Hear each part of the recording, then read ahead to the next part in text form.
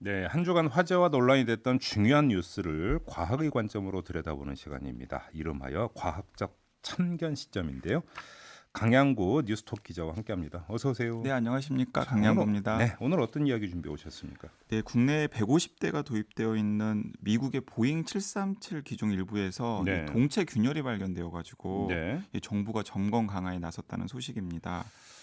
그 보잉 737하면 맥스, 맞습니다. 네. 그 맥스는 아니죠. 네, 맥스는 아닙니다. 737도 그러니까 종류가 여러 가지가 있는 네, 거죠. 그러니까 두 차례 추락 사고로 이제 운항이 정면 중단된 비행기가 네. 보잉 737 맥스고요. 예, 지금 문제가 된 모델은 보잉 737 NG 모델. 넥스트 제너레이션이라고 해요. 노굿이 아니라. 네네네. 예. 그런데 이 사고가 났던 모델의 바로 이전 모델이니까 더 오래된 모델입니다. 맥스보다 더. 맥스보다 더 이전 모델이에요. 네. 근데 동체에 균열이 생긴다는 게 말이 되는 얘기입니까? 비행기에서? 그런데 네. 이게 애청자분들은 잘 모르실 텐데 실제로 비행기 동체에 균열이 많이 생깁니다. 예? 균열이 생기면은 또 땜질해가지고 쓰고 그런 과정들이 이제 아니 뭐 일상적으로 균열이라고 하는 반복이 게 뭐 되는데요. 한마디로 얘기하면 동체에 금이 갔다라는 거죠. 금이 갔다라는 거죠. 아니 그러니까 공중을 날고 있는데 금이 가는 비행기가 말이 되는 얘기인가요? 이제 말이 안 되는데 네. 당연히 그러니까 이제 균열이 간 상태에서 비행을 하는 것은 아니고요. 네. 보통 노후 비행기 기준을 이제 보잉사 기준으로 하면은 네. 20년 이상 되거나 혹은 2만 회 이상 이제 비행을 한 비행기를 노후 비행기라고 하는데요. 그 정도로 날다 보면은 당연히 문제들이 조금씩 생기겠죠. 잠깐만요. 그러면 자동차 기준으로 얘기를 해서 뭐 하긴 하면 바다 칠하고 페인트 칠하는 겁니까? 그러면 균열 생기면? 이제 뭐 땜질을 하고 여러 가지 이제 방지를 하는데 네. 어쨌든 간에 항공사에서는 최대한 그 비싼 돈을 주고 구매한 비행기를 오랫동안 쓰는 게 남는 장사잖아요. 그렇긴 하겠죠. 예, 그렇기 때문에 수리하고 안전 점검하고 이런 식으로 하는데 네. 문제는 뭐냐면 같은 기종에서 음. 전 세계적으로 비슷한 부분에 동시에 이건 기체 결함이고 구조적 결함이죠. 그렇죠. 그렇게 볼 수 있기 때문에 지금 이제 약간 난리가 나서 이런저런 알겠습니다. 전 세계적으로 점검을 하는 것입니다. 그 문제를 좀 이따 다시 한번 짚어보고요. 지금 국내 150대가 도입됐다고 말씀하셨어요. 네, 근데 이게 굉장히 많은 수치예요. 네. 왜냐하면 국내 국적기 항공사가 운영하는 비행기가 전체 400대 정도 되거든요. 네. 근데 그 중에서 150대가 보잉 737 이 NG 기종이라는 겁니다. 이렇게 많아요? 그럼 이거 다 조사를 해야 되는 거 아니에요?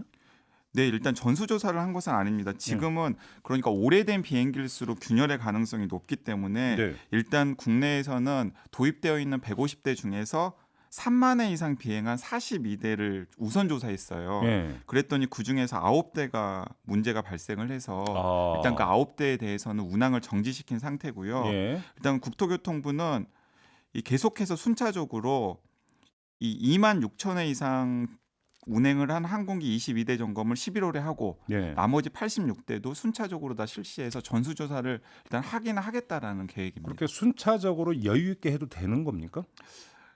네, 어쨌든 서둘러서 해야 될 것 같습니다. 사실은 좀 문제가 좀 생기는 상태인데 제가 뭐 강영구 기자가 뭐 국토부 관계자라고 생각하고 이렇게 질문 드리는 저를 건 너무 아니고 타박하지는 마세요. 네.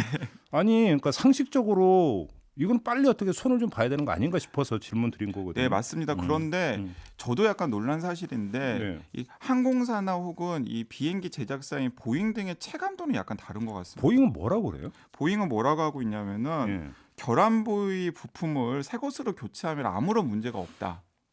예.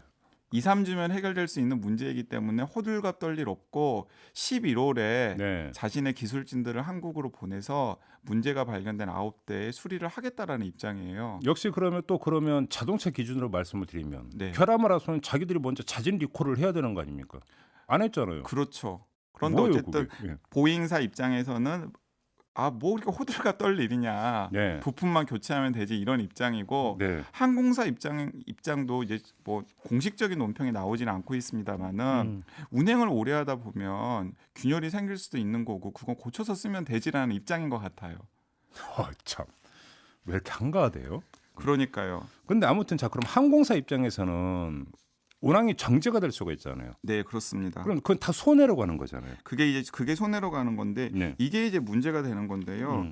지금 문제가 되고 있는 보잉 737 같은 경우에는 우리나라에서 특히 소형 항공사에서 굉장히 많이 운영을 하고 있는 거예요. 특히 저가항공 쪽에 많다면서요. 맞습니다. 예를 들어서 뭐 제주항공 같은 이번에 문제가 됐던 제주항공 같은 경우에는 네. 모든 비행기가 다 이 보잉 737 비행기입니다. 아, 그래요? 네, 그러니까 예. 만약에 이 보잉 737 비행기가 문제가 많다면은 예. 이제 운항 자체가 중단이 되어 있는 상태이기 때문에 굉장히 좀 긴장해 있는 상황인 거죠. 예. 아무튼 자 그러면 이거 어떻게 아까 이제 구조적인 결함, 기체 결함 가능성을 이야기를 했잖아요. 네. 그럼 이제 보잉사에서는 부품 하나만 갈아 끼면 된다고 이야기를 한 거고. 그렇죠. 근데 네. 그 말 그대로 믿어도 되는 거예요? 어떻게 봐야 되는 겁니까? 정리를 하자면. 일단 국토교통부에서는 그 보잉사와 항공사의 이야기를 수긍하는 분위기인 것 같습니다. 그러면 이제 무엇이라고 이야기를 했냐면 예. 11월 초에 부품을 교체를 한다면은 지금 운항이 중단된 9개 항공기에 대해서 다시 재점검을 한 다음에 네. 운항을 할 수 있게끔 허가를 해주겠다라는 게 국토교통부 입장이거든요. 예. 그래요? 그러면 이게 기체에서 어떤 균열이 발생을 했다라는 게 우리가 그러니까 그 체감하는 것만큼 그렇게 심각한 결함이 아닐 수도 있다는 얘기가 깔려 있는 겁니까? 그렇죠. 그렇게 봐야 되는 네, 거예요? 보잉사라든가 혹은 국토교통부 또 항공사 관계자들은 네. 일단은 그런 식으로 생각을 하는 것 같은데 네. 그런데 이제 30일 날 국토교통부가 국적기 항공사 관계자들 다 모아가지고 예. 이 보잉 737 NG 기종에 대해서 예. 일단은 그 9대 운항 정지를 하고 여러 가지 점검을 하겠다라고 일단 공표를 했고 네. 또 안전에 대한 여러 가지 강화 조치를 실시하라고 지시를 했어요. 예. 그러니까 미국에서 지금 어쨌든 간에 문제가 생기고 있고 이 보잉 기종에 대한 여러 가지 이제 불신이 높아지고 있기 때문에 국토교통부 입장에서는 긴장을 하고 있는 건 사실인데 음흠. 그런데 속내를 들여다보면은 이제 시민들의 입장과는 좀 약간 체감 차이가 있다라는 것으로 확인이 됩니다. 아니 만사 불여튼튼이라고 특히나 다른 것도 아니고 비행기라고 한다면 네. 사전에 점검 확실하게 하고 이제 이 대목이 진짜 문제인 것 같은데요. 네. 이제 그러니까 그 업계 관계자나 실제로 항공기를 운영하는 사람의 입장은 어떤 것인지 대충 짐작은 됩니다만은 네. 혹 만에 하나 사고가 발생을 한다면은 안 되죠. 안 되잖아요. 네. 그리고 또 그 사고 후에 항공기 산업에 미치는 여파까지 생각한다면은 방금 음. 말씀하신 것처럼 미리 준비하는 게 필요한데 네. 거기에 대한 이 안전 불감증이 음. 여전한 것 같아서 걱정이 됩니다. 바로 그랬으면 남기수님이 지금 문자 보내주기를 사고가 나야지 뭐하나 참 XX 인간들이네 이렇게. 네, 그래서는 안 될 일인데요. 그렇죠. 미리 방비를 해야죠. 미리 그것도 좀 속도감 있게 그렇지 않겠습니까? 네, 제가 계속 지켜보고 네. 또 이렇게 동향이 좀 달라지는 분위기가 있으면 전달해 드리도록 하겠습니다. 알겠습니다. 자 이렇게 마무리하죠. 강양구 기자와 함께했습니다. 고맙습니다. 네, 감사합니다. 이슈의 핵심을 꿰뚫는 예리한 시선, 믿고 듣는 진품 시사 김종배 시선 집중.